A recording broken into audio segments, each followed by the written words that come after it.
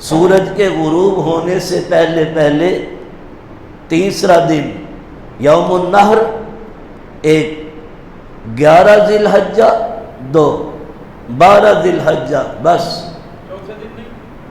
چوتھے دن قربانی کا کوئی کانسیپٹ نہیں، پوری شریعت میں نہیں، کوئی ثبوت نہیں، کوئی ثبوت نہیں۔ مجھ سے بات کریں بھائی۔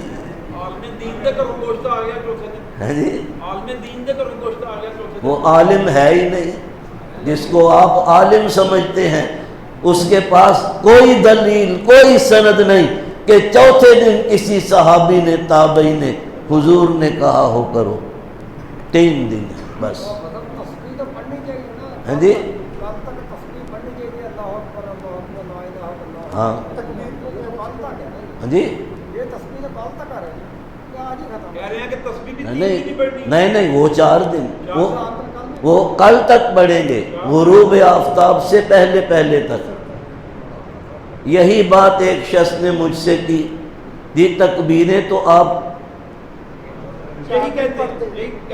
13 دن تک پڑھتے ہیں۔ میں نے کہا تکبیریں تو ہم 9 تاریخ کو عید سے 1 دن پہلے شروع کرتے ہیں، کرو قربانی 1 دن پہلے۔ تکبیروں سے قربانی کا کوئی تعلق نہیں، وہ تو 9 تاریخ کو شروع ہو جاتی ہیں۔ اگر 9 کو تکبیریں شروع ہوئیں، اس کے ساتھ متعلق ہے قربانی کرو 9 کو بکرا ذبح۔ تکبیروں کے ساتھ یہ تشریق، ایام تشریق ہیں عید کے بعد، عید سے پہلے تشریق نہیں۔ پوچھو کسی مولوی سے پوچھنا ایام تشریق کسے کہتے ہیں؟ جی بھائی پورے وثوق سے کہتا ہوں، ہزاروں میں سے شاید کوئی ایک ہو جو آپ کو اس کا جواب دے۔ پوچھو، آپ حق رکھتے ہیں، کسی مولوی سے پوچھو، مولانا ایام تشریق یہ کیا ہے، یہ لفظ کیا ہے، اس کا مفہوم کیا ہے، یہ سمجھ لیں۔ تشریق نکلا ہے شرق سے۔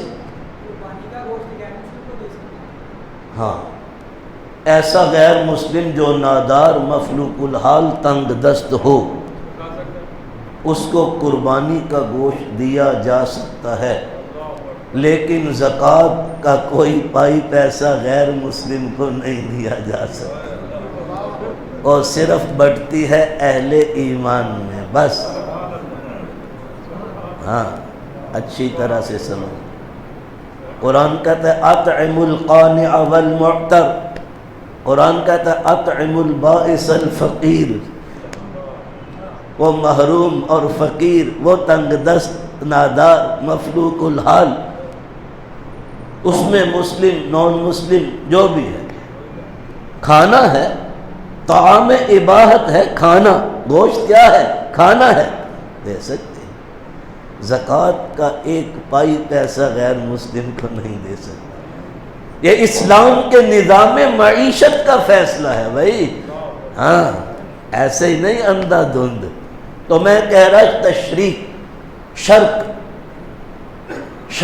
اور شروق عربی کے لفظ ہیں، ان کا معنی ہے چمکنا۔ شرق، شروق چمکنے کے معنی میں ہے۔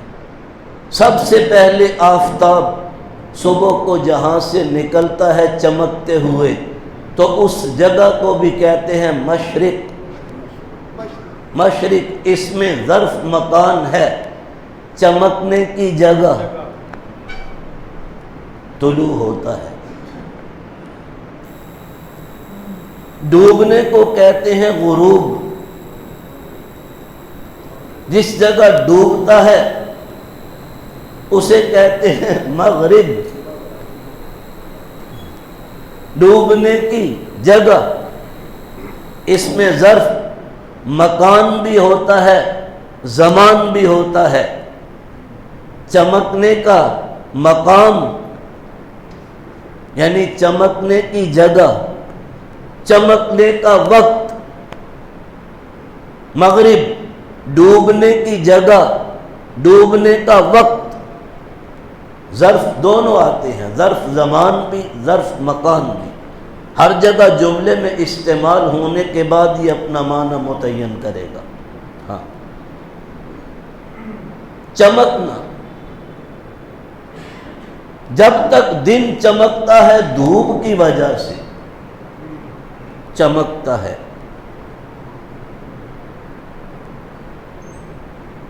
دھوپ میں کسی چیز کو پھیلانا، سکھانے اور خشک کرنے کی غرض سے، آپ کپڑے دھو کر پھیلاتے ہو خشک کرنے کی غرض سے، سکھانے کی غرض سے۔ اب پیڑاں وچ منجی کھلار دینے ملانے شیلر پان تو پہلے خشک کرنے تاکہ اس کی نمی دھوپ کی تمازت اور حرارت سے نکل جائے، اس عمل کو کہتے ہیں تشریق۔ کسی چیز کو دھوپ میں پھیلا کر خشک کرنے کے عمل کو کیا کہتے ہیں؟ پوچھیو کسی مولوی نے تے تشریق کنوں کہنے، تو وہاں تے پوچھ لینا، تو وہاں تے پھاڑ کے بھی پوچھ لینا ہے، تے پوچھ کے بھی پھاڑ لینا ہے۔ میں قرضے ہسنا پوچھیا وہ نہیں دسا، قرضے ہسنا جے پیچھے نماز پڑھنے ہیں، پنجی نماز دے پیچھے پڑھنے، اور سب قرضے ہسنا دا اصل شکل دسو، کہندے کسی عالم کو قرضے ہسنا وہ قرآن پاک دے حافظ نے، عالم نہیں آتے بس انہوں نے تو پوچھنے نہیں چاہے، انہوں بیچارے نے کی پتہ، انہوں نے کہنا جی قرضے ہسنا ہے کہ جنہیں دیتا ہے جدوں منگے تے ہس کے لا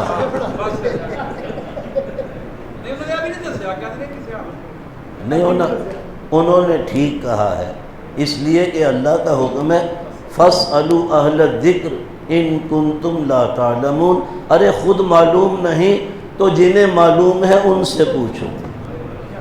اللہ کا حکم ہے قرآن پاک۔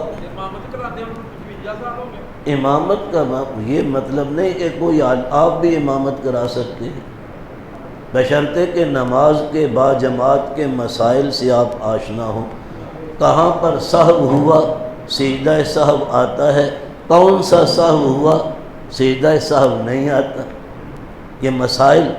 اور پھر آپ نے امامت کی نیت کرنی ہے، میل کھڑے ہیں، اگر فیمیل عورتیں بھی آپ کے پیچھے ہیں، امام پر واجب ہو جاتا ہے مردوں عورتوں دونوں کی امامت کی نیت کرے۔ اگر امام نے صرف مردوں کی امامت کی نیت کی، کچھ عورتیں بھی آ کر پیچھے بعد میں کھڑی ہو گئیں، امام صاحب کو معلوم نہیں، عورتوں کی نماز نہیں، معلوم ہونا چاہیے۔ جن مساجد میں اہتمام ہے مصلی النساء کا، عورتوں کی نماز پڑھنے کی جگہ کا، وہاں اہتمام ہے، بھلے ایک عورت بھی نہ آئے لیکن امام صاحب ہر نماز میں نیت کرتے ہیں، آخری رکعت میں آخری قعدہ میں بھی کوئی بیوی آ کر جماعت سے شریک ہو سکتی ہے، تو امام صاحب وہاں اہتمام کرتے ہیں باقاعدہ۔ تو یہ مسائل یاد ہو، سمجھتا ہو، امامت کرا سکتا ہے، آپ کرائیں، میں آپ کے پیچھے پڑھوں میں طالب علم ہوں، اسی تو بھیا ہو جائے علماء کے پیچھے پڑھ لیں۔ تو میں یہ عرض کر رہا، اس دھوپ میں ڈال کر خشک کرنے اور سکھانے کے عمل کو کیا کہتے ہیں؟